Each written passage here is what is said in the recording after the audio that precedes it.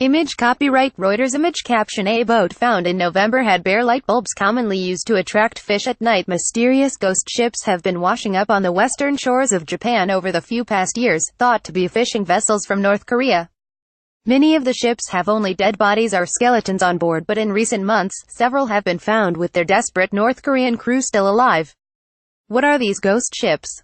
They are called ghost ships because they are usually found empty or with only corpses on board off Japan's western coast.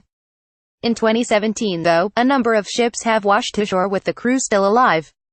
In November, 8 men were found alive on a boat at Yorihunjo Marina.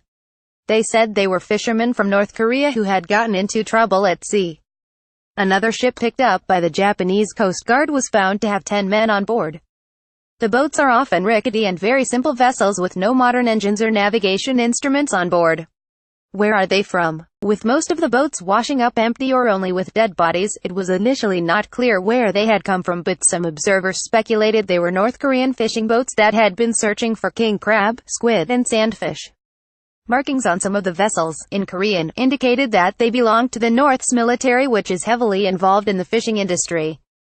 In the recent cases where boats were found with the crew still alive, the sailors confirmed they were from North Korea. One of the boats rescued in November also had a plaque indicating it belonged to the military. Unsurprisingly, there has been no mention of the missing vessels from North Korea. How did those on board die? When boats with corpses wash ashore, Japanese officials usually try to investigate the cause of death. But as they tend to be in an advanced state of decomposition, it is often impossible to determine that. During the winter months and with little food on board, exposure and starvation are the most likely explanations for their deaths. The wooden boats washed up are old and heavy and have neither powerful modern engines nor GPS navigation systems. Image caption: The vessels are very basic. If they ventured too far out or got blown off course, they would lose their bearings or find it hard to beat the currents even if they knew which way to go.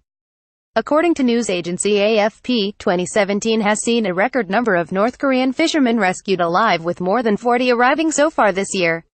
Are they defectors? Or spies? It has been suggested the sailors could be defectors trying to make it across the Sea of Japan to escape the regime in Pyongyang. But the crews found alive have asked to be sent back to North Korea. Also, taking the route all the way to Japan is significantly further and more dangerous than trying to sail to South Korea. The speculation they might be spies is also thought to be unlikely. Despite a few sailors rescued alive, most of the boats still wash up empty or with the men dead. Image caption: The remains of 8 people, some reduced to bones, were found on this boat the crews found alive in November was thought to have looted a small shelter off the coast of Japan before they were picked up by the Coast Guard. The shelter for Japanese boats in distress was found broken into with appliances missing, including a rice cooker and a television. When the North Koreans were later spotted by the Coast Guard, they appeared to hastily dump these items off their vessel, local media reported. According to Japanese media, the sailors later admitted they had been stealing the missing equipment from the refuge hut. Why would fishermen take this risk? With international sanctions tightening due to Pyongyang's nuclear and missile tests, the regime is under pressure to boost agriculture and food supplies. One hypothesis posed by Japanese media is that the North Korean leadership is demanding bigger catches and sailors are being forced to take chances to meet those targets. What might be making the situation worse is that North Korea sold the fishing rights in some of its territorial waters to China last year. That means a smaller area for local fishermen to fish in, and hence they might be having to venture further out in search for fish. Profit-seeking has been suggested as another possible incentive to take such risks.